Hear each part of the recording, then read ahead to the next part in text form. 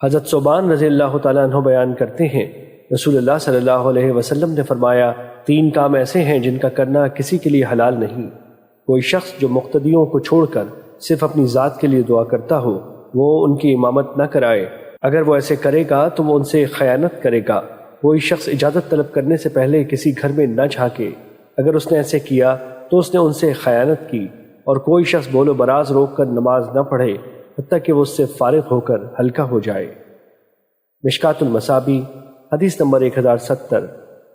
حضرت عبداللہ بن مسعود رضی اللہ تعالیٰ عنہ بیان کرتے ہیں، ہم جانتے تھے کہ باجماعت نماز سے صرف وہی منافق شخص پیچھے رہتا تھا جس کا منافق ہونا معلوم تھا، یا پھر کوئی مریض رہ جاتا تھا۔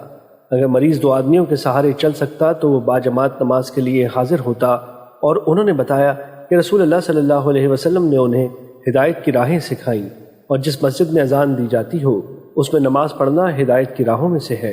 اور ایک روایت میں ہے، فرمایا جس شخص کو پسند ہو کہ وہ کل مسلمان کی حیثیت سے اللہ سے ملاقات کرے تو پھر اسے 5 نمازوں کی باجماعت پابندی کرنی چاہیے۔ بے شک اللہ نے تمہارے نبی کے لیے ہدایت کی راہیں مقرر فرما دی ہیں، اور بے شک وہ 5 نمازوں ہدایت کی سنن میں سے ہیں۔ اگر تم نے نماز سے پیچھے رہ جانے والے اس شخص کی طرح اپنے گھروں میں نماز پڑھی تو تم اپنے نبی کی سنت چھوڑ دو گے، اور اگر تم نے اپنے نبی کی سنت چھوڑ دی تو تم گمراہ ہو جاؤ گے۔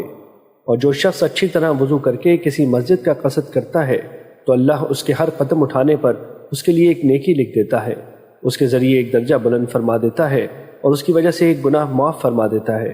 اور ہم جانتے تھے کہ نماز سے صرف وہی منافق شخص پیچھے رہتا تھا جس کے نفاق کے بارے میں معلوم ہوتا تھا، اور ایسے بھی ہوتا تھا کہ کسی آدمی کو 2 آدمیوں کے سہارے لا کر صف میں کھڑا کر دیا جاتا تھا۔